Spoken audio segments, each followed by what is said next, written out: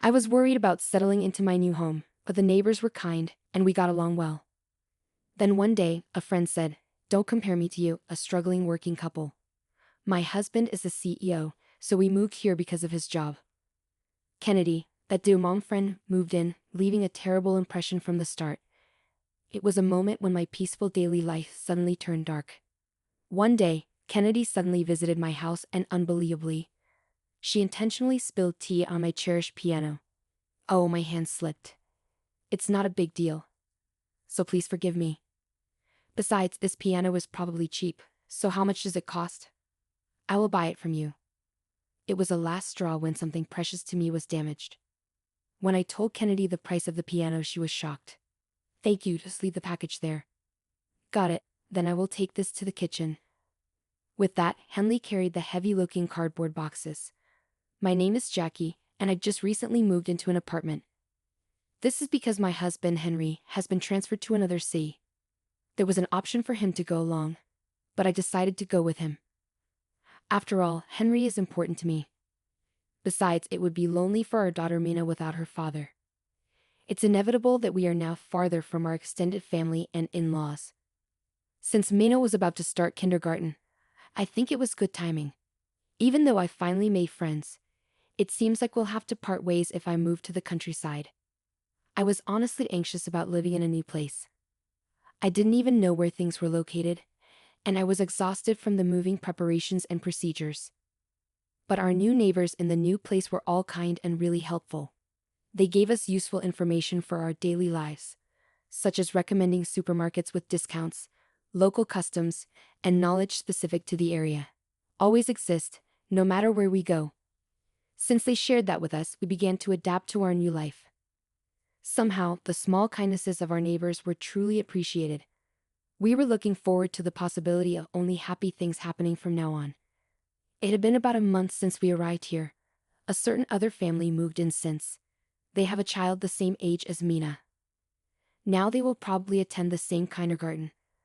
I understand very well the feeling of loneliness in an unfamiliar place, so I decided to initiate a conversation when picking up our child.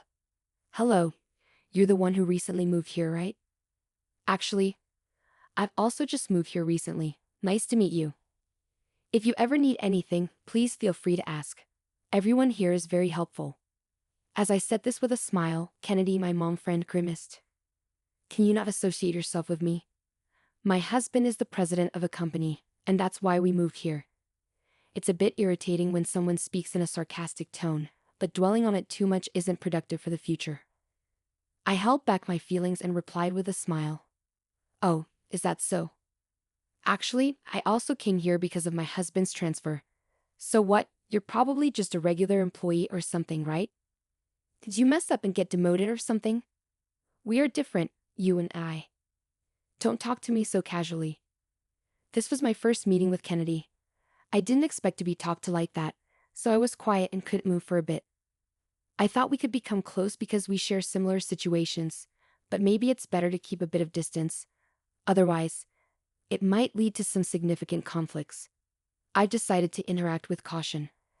Despite arriving later, Kennedy somehow ended up in the position of the leader among the mom friends.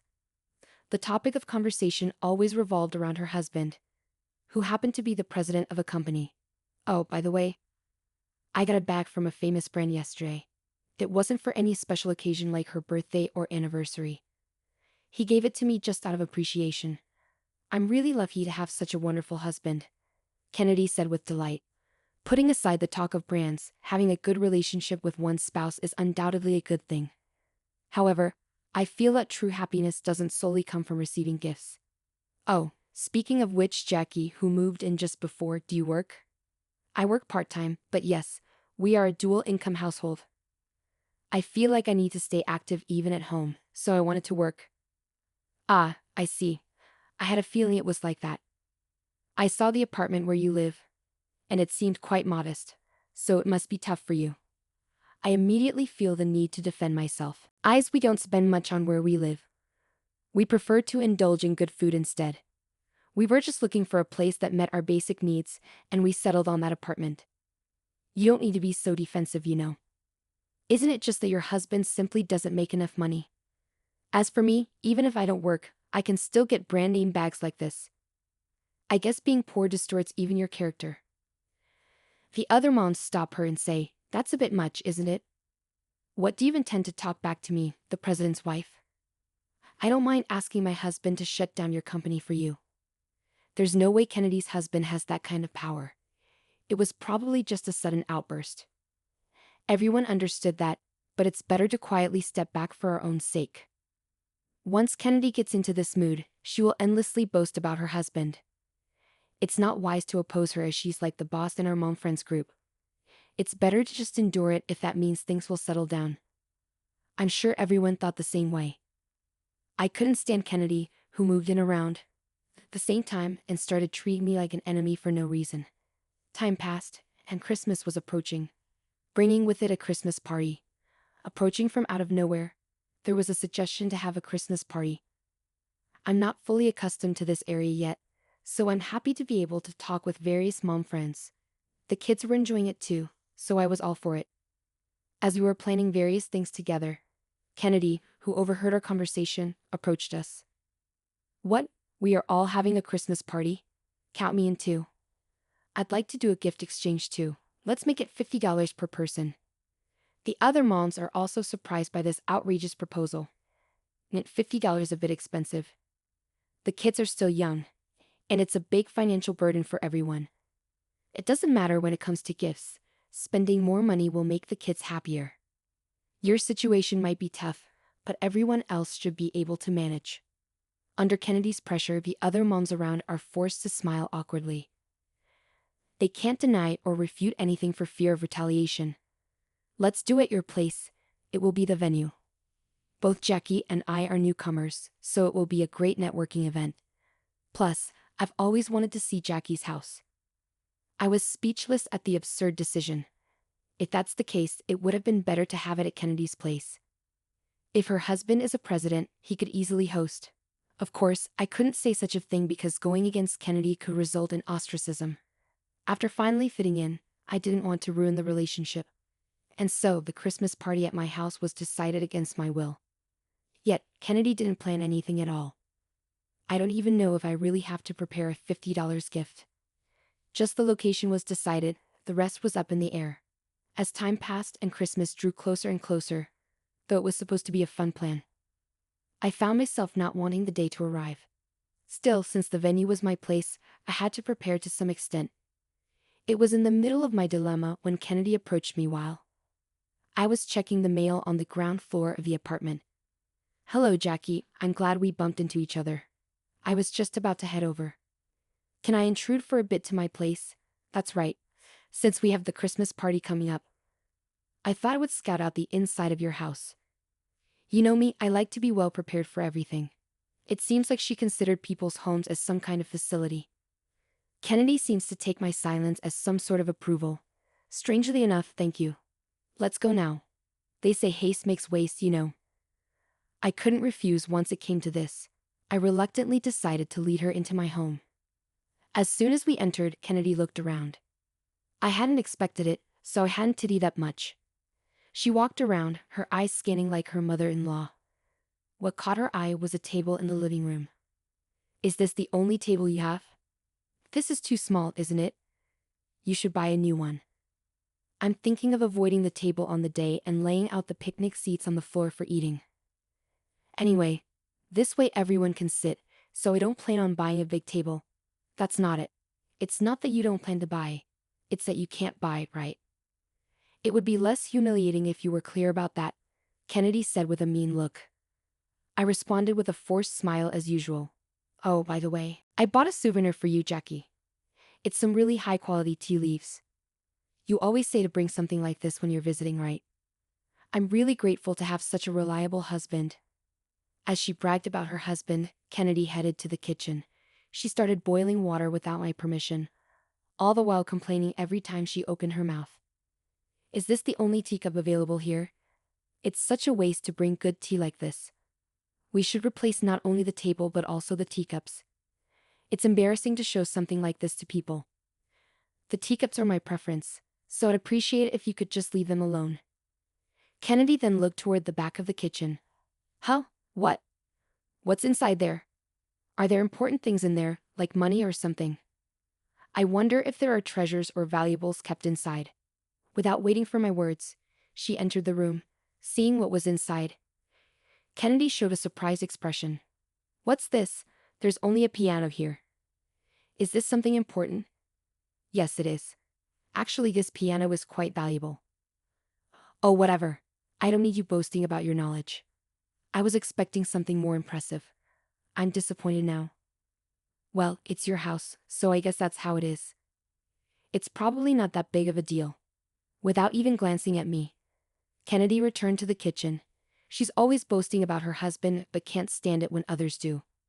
It's disheartening to hear her say that about something important to me like the piano. Since the water seems to have boiled, I returned to the living room and decided to deal with Kennedy. However, she just watched me and didn't make any move to drink herself.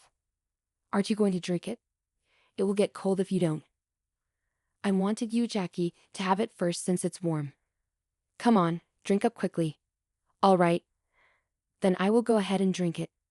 Kennedy's stare got the better of me, and I took a sip of my tea. The next moment, I felt a strong bitter taste and coughed loudly. Oh my, choking like that is so rude. I brought you all this tea. Don't you think it's disrespectful? What's with this tea? It's incredibly bitter.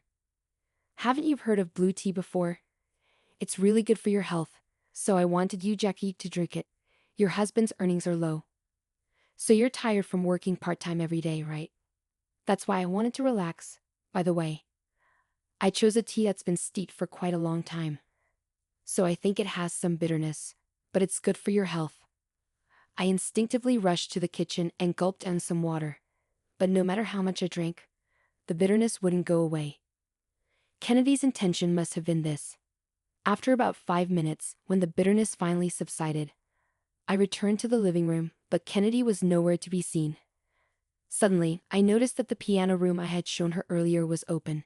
Kennedy, what are you doing? I burst through the door and found Kennedy pouring the tea she had all over the piano. What's wrong? Don't just suddenly shout like that. I hurried over to the piano. The tea had been spilled all over it. As I stood there in dismay, Kennedy spoke up. There's no need to be so down about it. Anyway, it's probably just a cheap one, so I will buy it from you. Oh, it might be expensive for you, Jackie. How much are you asking for it? Instruments like this aren't worth much anyway. I no longer felt worried about being ostracized for defying her, or rather, I couldn't afford to care anymore. I decided to tell Kennedy the price. Understood. If you want to buy it, it will be $3 million. Excuse me? Kennedy said, eyes wide. That's no way the piano costs that much, right? If you're going to lie, at least make it believable. It's not a lie. Haven't you seen the person in the photo over there before? Of course I have. It's obvious she's a world-famous pianist currently doing lectures overseas. So you're familiar with her? Actually, the person in the photo is my mother. This piano is a precious gift from her. So you understand why it's priced at $3 million. Kennedy's face quickly turned pale. You do have the same name, but parent-child. You never mentioned anything like that. I was never asked. I don't like bragging about family like you do. Still doubtful, I can call right now. What do you say? Perhaps as Kennedy thought more, the pieces fit, leaving her silent and with her head down. Was it so shocking that she couldn't even respond when spoken to? This conversation wasn't going anywhere as it was. With no other choice, I decided to call Kennedy's husband, Jake. I knew his number from the kindergarten contact. He said he would come right away. When I called, 30 minutes later, Jake rushed over. Kennedy, who seemed to understand the situation, inexplicably regained her composure at the sight of her husband. Did you come all this way? Jackie is just being dramatic. I'm sorry for bothering you, even though you're busy. Let's talk about compensation later since you've been inconvenienced. Is it true you intentionally poured tea on the expensive piano, and it seems you said you'd buy it? I never said such a thing.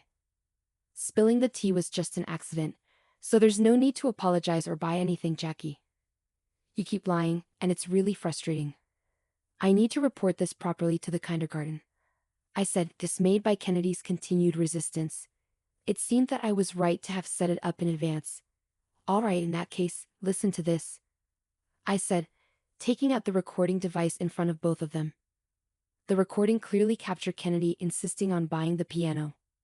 Feeling suspicious after being forced to drink overly bitter tea, I had the recorder prepared. I never expected it to come in handy here. So what's the deal?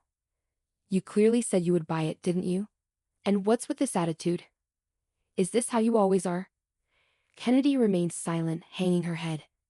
With this much evidence, there's no room for excuses. And so, I succeeded in breaking Kennedy's spirit. In the end, the piano had to be repaired.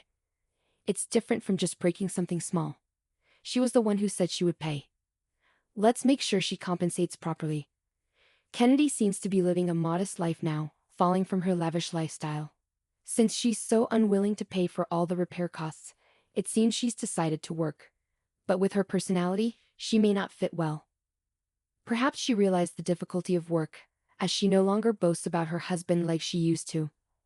I heard she's back at her parents' house cooling her head. He says he won't meet with her until she reflects properly. Divorce is also being considered. Despite everything, I decided to hold a Christmas party. I wanted to deepen my friendships with other moms. As a result, the Christmas party was a great success. The gift exchange, initially set at $50 by Kennedy, was changed to $3. The kids seemed to enjoy it a lot. I'd like to do it again next year with the same group.